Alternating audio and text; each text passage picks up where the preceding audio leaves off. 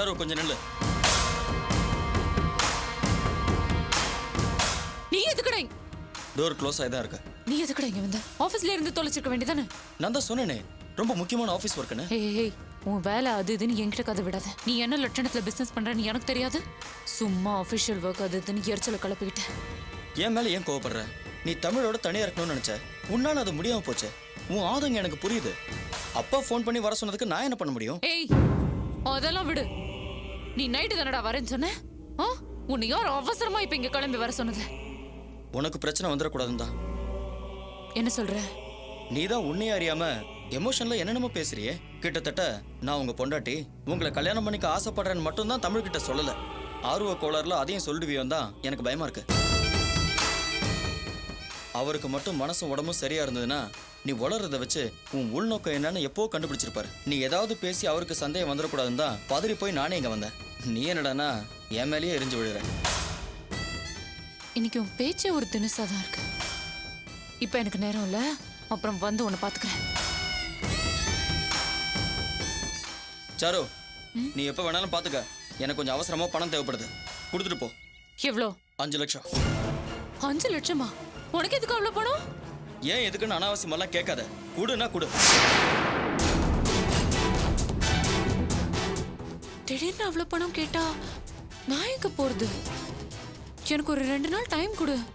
ஏன் 2 நாள்? 2 வருஷம் டைம் எடுத்துக்கோ. சம்பாதிச்சு பொறுமையா கொடு போதும். என்ன பாக்குற? உனக்கெல்லாம் 5 லட்சம்ங்கிறது ஜுஜுபி. அதுக்கு 2 நாள் டைம் கேட்குற? இப்பெல்லாம் முன்ன மாதிரி கிடையாது கேஷவ். அப்பாவே வரவு செலவு கணக்கெல்லாம் பார்க்க ஆரம்பிச்சிட்டாரு. எனக்கு ஒரு 2 நாள் டைம் தர மாட்டியா? ஏதோ பிளாக்மெயிலர் மாதிரி பேசுற. ஏய் சும்மா நிறுத்து. என்னமோ ரொம்ப நல்ல மாதிரி பேசிட்டு இருக்க. நீ டீசெண்டா ட்ரெஸ் பண்ணியிருந்தாலும் இப்ப நீ பண்ணிட்டு இருக்கிற காரியம் ரொம்ப அசிங்கமானதாச்சே.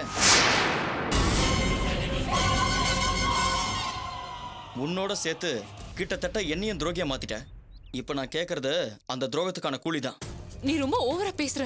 நான் உனக்கு பணம் கொடுக்காம ஏமாத்திடுவேன்னு நினைக்கிறியா? அப்படி நடக்காதுங்கிறதுக்கு எந்த உத்தரவாதமும் இல்லையே.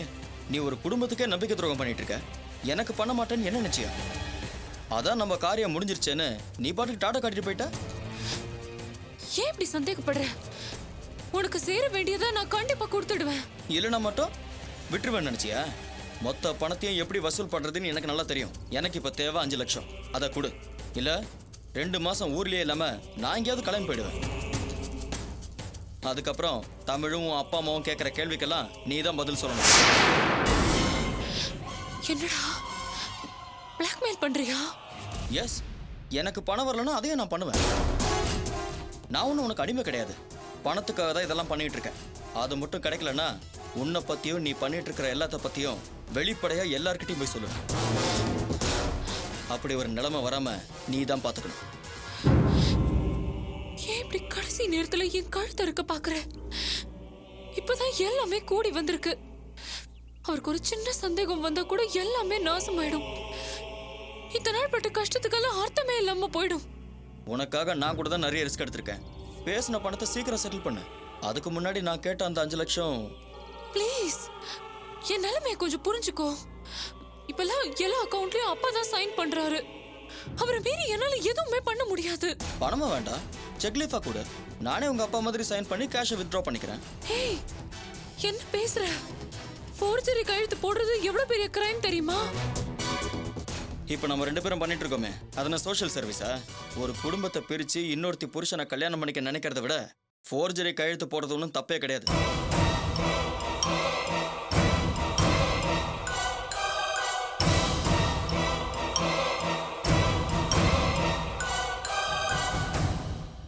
கேஷவ் ப்ளீஸ், எனக்கு இன்னும் ஒரு நாள் டைம் கொடு.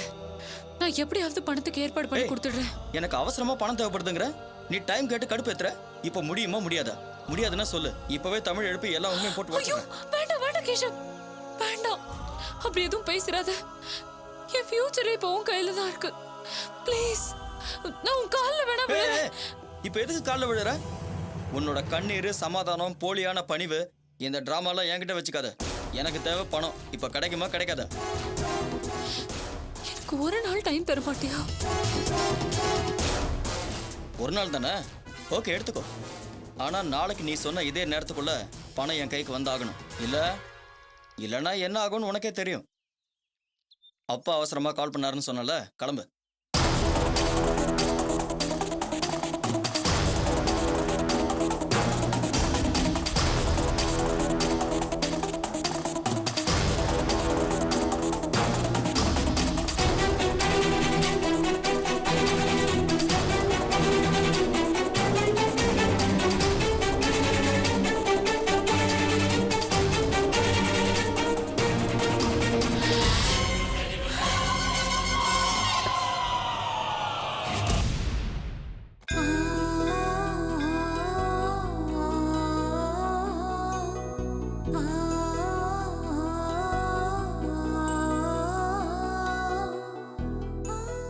ஏய், ஏண்டி இப்படி இருக்க? வெளியே வந்த ஆறுதலா இருக்கணும் தானே கோயிலுக்கு வந்திருக்கோம். இங்க வந்து இப்படியா? ரிலாக்ஸ்டா இரு. கண்டிப்பா உன் பிரச்சனை சீக்கிரமா தீரும். சும்மா அதையே நினைச்சிட்டு இருக்காத.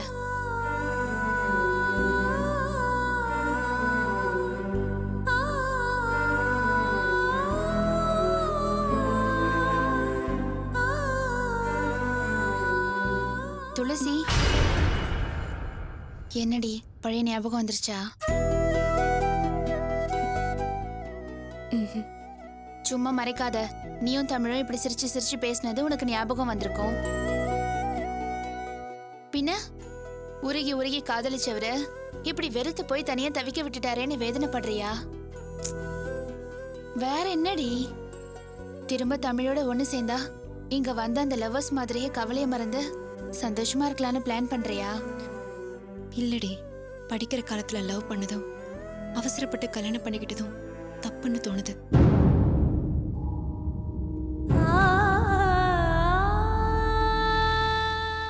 காலேஜ்ல சேர்ற வரைக்கும் படிப்பு மட்டும்தான் உலகம்னு நினைச்சிட்டு இருந்தேன். அதை தவிர வேற எந்த சிந்தனையும் இல்லாம இருந்துச்சு. நான் அப்படியே இருந்திருக்கணும். இப்ப கல்யாணம் பண்ணது ஒரு கனவாயிடுச்சுடி. என் வாழ்க்கையே ஒரு கேள்விக்குறியா மாறிடுச்சு. படிக்கிற காலத்துல முட்டாள்தனமா லவ் பண்ணது எவ்வளவு பெரிய தப்புன்னு இப்பதான் எனக்கு புரியுது. பாத்தியா, இதெல்லாம் பேசக்கூடாதுன்னு தானே உன்னை நாங்க இங்க கூட்டிட்டு வந்தோம். இல்ல தீபா, படிக்கிற காலத்துல காதலிக்கிறதோ கல்யாணம் பண்ணிக்கிறதோ சத்தியமா தப்பு.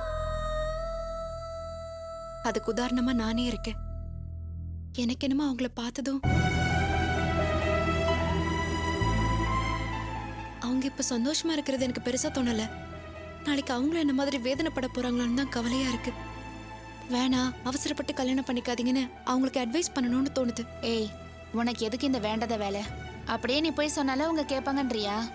லவ் பண்ற எல்லாருக்குமே எதிர்காலம் சொர்க்கமா தான் தெரியும். கல்யாணம் பண்ணிக்கிட்டு நரகம்னா என்னன்றத பாக்குற வரைக்கும் யாரோட அட்வைஸும் கேட்க மாட்டாங்க.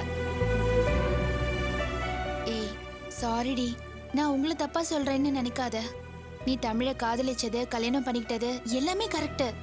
படிக்கிறப்ப கல்யாணம் பண்ணது தவிர்க்க முடியாத சூழ்நிலை. அதை யாருமே தப்பு சொல்ல முடியாது. நீங்களும் ஒழுங்கா தானே குடும்பம் நடத்திட்டு இருந்தீங்க. நடுவுல இந்த சாரு மட்டும் வரலனா நீங்க பிரிஞ்சிருக்கவும் மாட்டீங்க. நீயும் ஒழுங்கா படிப்புல கவனம் செலுத்திருப்ப. வேணா விடு தீபா, எனக்கு என்னவோ அதை பத்தி பேசவே சங்கடமா இருக்கு. இல்லடி, எல்லா பிரச்சனைக்கும் காரணம் இந்த சாரு தான். அதுக்காக நீ எடுத்த முடிவு தப்புன்னு ஆயிடாது. நான் தான் பேசாதன்னு சொல்றேன்ல, விட.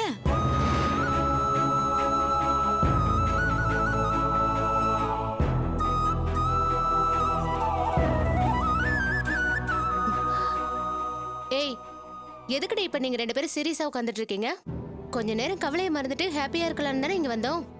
இந்த தீபா, பிரசாதம் சாப்பிடு. இந்த துளசி. எனக்கு வேணாம். என்னடி ஆச்சு இவளுக்கு?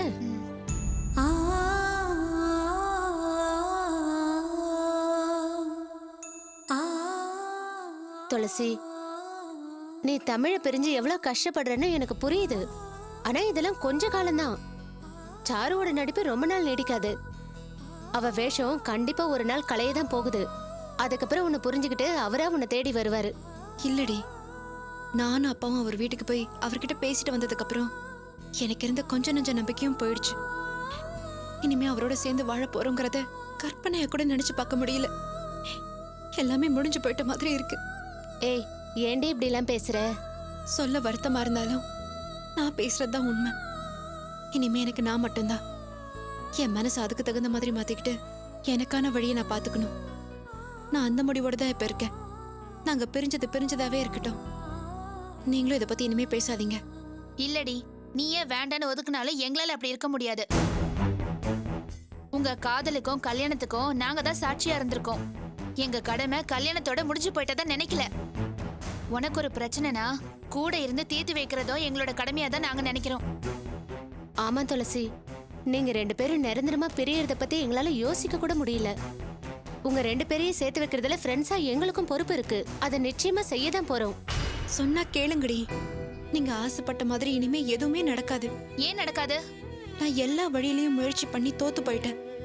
இதுக்கு மேல அவர் மனசை மாத்துறதோ இல்ல அவர் மனசுல இருந்து காணாம போன பாசத்தை கொண்டு வந்து என்ன சேர்த்து வைக்கிறதோ நடக்காத காரியம். தேவையில்லாம உங்க டைமை வேஸ்ட் பண்ணாதீங்க. உனக்கு படிக்கணும், உனக்கு சம்பாதிச்சு குடும்பத்தை காப்பாத்தணும். உங்களோட கவனத்தை அதுல மட்டும் வைங்க. உண்மையான பாசம் என்னைக்குமே தோத்து போகாதுன்னு சொல்றதெல்லாம் போய். துரோகிங்க நினைச்சா யாரை எப்ப வேணாலும் பிரிக்கலாம். என்னோட காதல என்ன வாழ வைக்கல, கண்ணீர் விட்டு அழுதான் வச்சிருக்கு. இல்லடி, மத்தவங்கள மாதிரி அழகையும் பணத்தையும் பார்த்து நீங்க லவ் பண்ணிருந்தீங்கன்னா நீ சொன்னதை நான் உண்மை நம்பியிருப்பேன். தமிழ் கோடீஸ்வரன் வீட்டு பொண்ணையே வேண்டான்னு தூக்கி போட்டு உன்னை கல்யாணம் பண்ணிருக்காரு. நீயும் அப்படிதான். அவருக்காக உயிரா நினைச்ச படிப்பையே வேண்டான்னு தூக்கி போட்டு போனவ. இதுக்கெல்லாம் என்ன அர்த்தம்? உனக்கோ அவருக்கோ உங்களை தவிர இந்த உலகத்துல வேற எதுவுமே பெருசு கிடையாது. உண்மையை சொல்லு, பிரிஞ்சு வந்த இவ்ளோ நாள்ல அவர் மேல நீ வருத்தப்பட்டிருக்க. ஆனா என்னைக்காவது கோவப்பட்டிருக்கியா? சீ, அவரோட வாழ்ந்ததே வேஸ்ட்னு வெறுத்திருக்கியா? நீ மட்டும் இல்ல, அவராலையும் அப்படி சொல்ல முடியாது. உன் மேல அவருக்கு இருக்கிறது வெறும் கோவம் மட்டும்தாண்டி, வெறுப்பு இல்ல. அதிக உரிமையோட இருக்கிறவங்க கோவப்படுவாங்க. தமிழ் கோவப்பட்டு தான் பிரிஞ்சிருக்காரு, வெறுத்தெல்லாம் ஒதுக்கிடல. நீங்க 2 பேரும் ஒருத்தர் மேல ஒருத்தர் வச்சிருக்கிற பாசம் உண்மைனா நானோ கல்யாணியோ பாட்டியோ அப்பாவோ சேர்த்து வைக்கணுங்கிற அவசியம் இல்ல. உங்க பாசமே உங்களை சேர்த்து வைக்கும். போதும் தீபா, இந்த மாதிரி நம்பிக்கையான வார்த்தையை கேட்டு கேட்டு எனக்கு சலிச்சு போச்சு. என் மேல அக்கறையோட இருக்கிற எல்லாருமே நம்பிக்கையோட இரு, நல்லதே நடக்கும் தான் சொல்றாங்க. எல்லாமே ஆறுதலுக்காக சொல்ற வார்த்தைங்க தான். ஏய், சும்மா ஆறுதலுக்காக பேசுறதுக்கு நான் ஒன்னும் பாட்டி கிடையாது. நீயும் தமிழோ சேருவீங்கன்ற நம்பிக்கையோட தான் பேசுறேன். இது நடக்குதா இல்லையான்னு பாரு. அதுக்கு சான்ஸே இல்ல. கடைசி வரைக்கும் போராடி தோத்து போனதுக்கு அப்புறம் தான் நான் இந்த வார்த்தையே சொல்றேன். சும்மா நிறுத்துறி. சான்ஸே இல்லைன்னு எதை வச்சு சொல்ற? நீ உன் புருஷனை பிரிஞ்சு எத்தனை வருஷம் ஆச்சு? 100 வருஷம் ஆச்சா இல்ல 300 வருஷம் ஆச்சா? பெருசா போராடி தோத்துட்டாலாம்ல. உண்மையான பாசம் இருந்தா புருஷன் பொண்டாட்டி சேர்றதுக்கு வருஷமோ மாசமோ தேவையில்லை. சொடக்கு போடுற நேரத்துல சேருவாங்க. அதுக்கான சந்தர்ப்பத்தை நாம தான் உருவாக்கணும். தீபா, இவங்களை சேர்த்து வைக்கணும்னா என்ன பண்ணணும்னு நேரடியா சொல்லு. இவங்களுக்குள்ள இருக்கிற ஒரே பிரச்சனை அந்த சாரு தான். அவ எப்படிப்பட்டவன்னு தமிழுக்கு புரிய வச்சுட்டா எல்லா பிரச்சனையும் சரியாயிடும். அதுக்கு சரியான ப்ரூஃப் மட்டும் இருந்தா போதும். ஏய், அன்னைக்கு சாருவை பத்தி கொரியர்ல ஒரு லெட்டர் வந்துச்சுன்னு சொன்னேன்ல,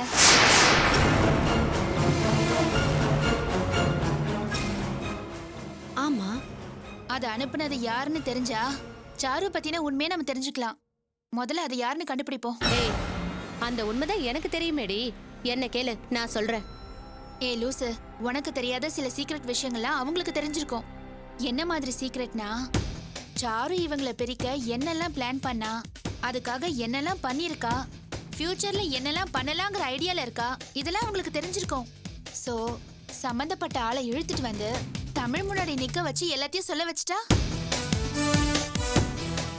ஏய், நீ நினைக்கிற மாதிரி அந்த லெட்டர் எல்லாம் பெருசா ஒன்னும் யூஸ் ஆகாது. ஏன் யூஸ் ஆகாது? அதன் தமிழ் ஏற்கனவே லெட்டர் படிச்சுட்டாருன்னு சொன்னாலே. லெட்டரையே நம்பாதவரு லெட்டர் எழுதினவனை மட்டும் எப்படி நம்புவாரு? அதுவும் இல்லாம அந்த லெட்டர் எழுதுனது சாருவா கூட இருக்கலாம்ல. என்னடி பேசுற? தன்னை பத்தி தானே யாராவது தப்பா எழுதுவாங்களா? ஏன் எழுத மாட்டா? லெட்டரை படிச்சு சந்தேகப்பட்டு அவ மேல துளசி கோவப்படணுங்கிறதுக்காகவே இதை எழுதிருக்கலாம்ல. இவ சொன்னதெல்லாம் வச்சு பார்த்தா அந்த கேடி சாரு தான் இதெல்லாம் செஞ்சிருப்பாளோன்னு தோணுது. ஆமா தீபா, கல்யாணி சொல்றதுலயும் அர்த்தம் இருக்கு. என்னோட கோவத்தை காரணம் காட்டி எங்களை பிரிக்கிறது அவளோட பிளான்னா இந்த நிமிஷம் அவ ஜெயிச்சிட்டான்னு தான் சொல்லணும். ஆமா இல்ல? என்ன நோமால? அவதான் ஏதோ புரியாம பேசுறானா? இங்க பாருடி, உனக்கு கொரியர் வந்தப்ப அவ லண்டன்ல இருந்தா. அத முதல்ல புரிஞ்சுக்கோ. ரொம்ப எல்லாம் தெரிஞ்ச மாதிரி பேசாத. ஏன் இங்க இருக்கிற ஆளை வச்சு அவ எழுத முடியாதா? சப்போஸ் கொரியர் அனுப்புனது சாருவா இருந்தா அதை வச்சு என்னடி பண்ண முடியும்? ஏன் முடியாது? சாருவே அந்த லெட்டரை ஆள் வச்சு எழுதுனதா இருக்கட்டும், முதல்ல அவன் யாருன்னு கண்டுபிடிப்போம். சம்பந்தப்பட்ட ஆளே ஆமா இத சாரு தான் எழுத சொன்னான்னு சொல்லிட்டா, சாரு எதுக்காக இப்படி ஒரு லெட்டர் எழுதணும்னு என் ஹஸ்பண்ட் கிட்ட கேட்போம். அப்பவாவது சாருவை பத்தி அவர் புரிஞ்சுப்பார்ல. தேங்க்ஸ் தீபா, எனக்கு இருந்த குழப்பத்துல நான் இதை பத்தி யோசிக்கவே இல்லை. அந்த கொரியரை வச்சு எல்லாத்தையும் வெளியே கொண்டு வர முடியும். இனியும் ஒதுங்கி இருக்க போறதில்ல.